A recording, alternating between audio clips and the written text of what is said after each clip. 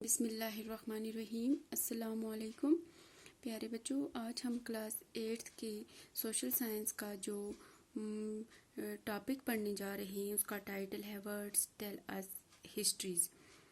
तो वो words India के वो वर्ड्स जो फॉरेन में आज भी बोले जाते हैं। Even many Indian words are still used in different foreign language. All these were the name of various textiles of India. यानी आज भी बहुत से ऐसे वर्ड्स हैं जो फॉरेन लैंग्वेज में यूज़ किए जाते हैं। तो ये जो इंडिया के वर्ड्स जो हैं ये बेसिकली वेरियस टेक्सटाइल के नाम हैं जो इंडिया में प्रोड्यूस होता था, यानी जो कपड़ा इंडिया में प्रोड्यूस होता था, जहाँ वो कपड़ा प्रोड्यूस होता था तो फॉरेन वालों ने उनका नाम उसी जगह से मिलता जुलता रख लिया। तो जैसे यहाँ पे है मसलन ये एक काइंड ऑफ क्लोथ्स है, ये कपड़े का नाम है। Arabs merchants in Mosul, name of a place presently located in Iraq, were using some fine cotton clothes imported from India. When the European traders encountered this quality from Mosul merchants, they began referring to all finely woven textile as maslan. तो क्या हुआ, जब जो British जो थे, जब उनका सामना इस अच्छे किस्म की कॉटन के साथ हुआ तो वो किसके थ्रू हुआ? अरब ट्रेडर्स के थ्रू हुआ कि जो कपड़ा इंडिया से अरब में इंपोर्ट हुआ था तो वहाँ पे उनका सामना सबसे पहले ब्रिटिश वालों का वहाँ पे हुआ। मसूल एक जगह का नाम है, मसूल किसका नाम है? एक सिटी का नाम है जो इराक में है। तो वहाँ पे ब्रिटिश का सामना इस कपड़े से हुआ। तो ये जो कपड़ा है ये बहुत ही बढ़िया क्वालिटी का कपड़ा था जो उन्हें मसूल सिटी में मिला, तो उन्होंने उसका नाम मसलन रख दिया। इसको इंग्लिश में मलमल भी कहते हैं। तो इसी तरह से जो फिर ये कालिको है, ये भी एक कपड़े का नाम है। ये ड्राइवर्ड फ्रॉम कालीकट, ये कालीकट से ड्राइवर्ड फ्रॉम कालीकट एक जगह का नाम है। तो जब when the Portuguese first come to India in search of spices, they landed in Calicut on the Kerala coast in southwest India. The cotton textiles which they took back to Europe along with spices come to be called calico.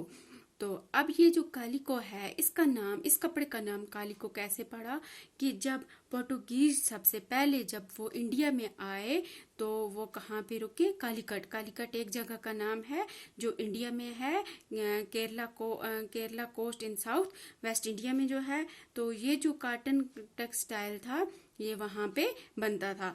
तो जब वो Portuguese जब वो आए, वो spices खरीदने के लिए आए, स्पाइसेस लेने के लिए आए, तो जब उन्होंने देखा कि यहाँ पे ये जो कपड़ा जो है ये बहुत ही अच्छी तरीके से बन रहा है, बहुत ही अच्छा कपड़ा है, तो वो अपने साथ इस कपड़े को भी खरीद के ले गए। और जब उन्होंने ये कपड़ा जाके यूरोप में बेचा तो इसका नाम उस वक्त उन्होंने क्या रख दिया? कालिको। तो इसमें उसका नाम क्या रख दिया? कालिको। तो बच्चों आप देख रहे हो कि फॉरेन वालों ने जहाँ से जो कपड़ा लिया उस जगह से मिलाकर उन्होंने उस कपड़े का नाम रख दिया। तो फिर however there were more than 98 varieties of cotton and silk during 1730.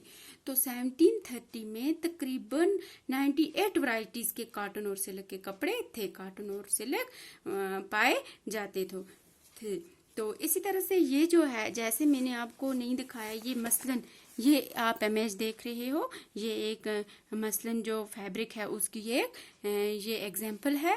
तो इसी तरह से और भी बहुत से वर्ड हैं, जैसे हम यहाँ पे देख रहे हैं छींट्स ना। तो ये डिजाइन जो है ये छींट्स का है ना, ये चिंट्स। ये चिंट्स ड्राइवर्ड फ्रॉम हिंदी वर्ड्स, ये कहाँ किससे ड्राइवर्ड हुआ है? हिंदी वर्ड से, छिंट से।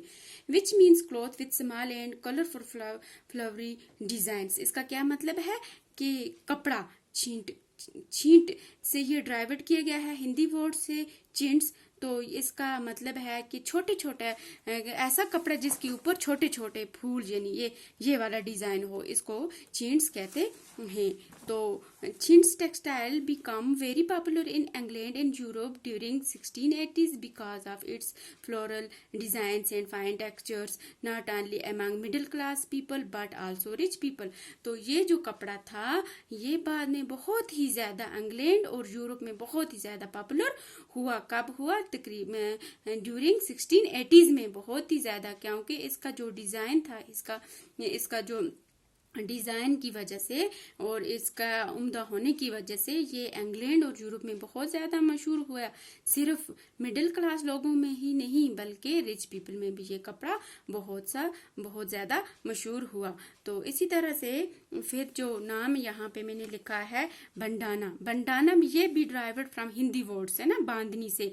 ये कहाँ से ड्राइवर्ड किया गया? ये भी हिंदी वर्ड है, बांधनी से ड्राइवर्ड किया गया। तो ये जो इसका डिजाइन ये है, ये वाला डिजाइन, इस कपड़े को क्या करते थे? इसको टाई करके डाई किया जाता है, यानी बांध के डाई किया जाता था इस पैटर्न को। तो it refers to any brightly coloured and printed scarf और नेक और head. The word bandana is basically originated from the word bandhani. These clothes are brightly colored cloth produced by the method of dyeing.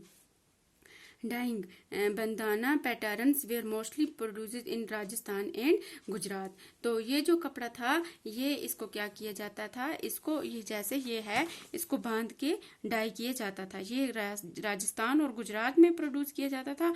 तो इसका जो क्या था, ये बहुत ही उम्दा किस्म का कपड़ा था। इसको स्कार्फ के तौर पर भी या दुपट्टे वगैरह के तौर पर भी लोग क्या करते थे? इसको इस्तेमाल करते थे। तो बच्चों आज हमने देखा कि इंडियन के वो वर्ड जो फॉरिन में आज भी बोले जाते हैं, तो वो बेसिकली उन जगहों के नाम हैं जहाँ पे फॉरिन वालों ने उन सबसे पहले उस कपड़े को देखते थे, तो वो उसी से थोड़ा मॉडिफाई करके उस कपड़े का नाम रख देते थे। तो आज हमने चंद इन वर्ड्स के बारे में पढ़ा। तो आज के लिए इतना ही, थैंक्स।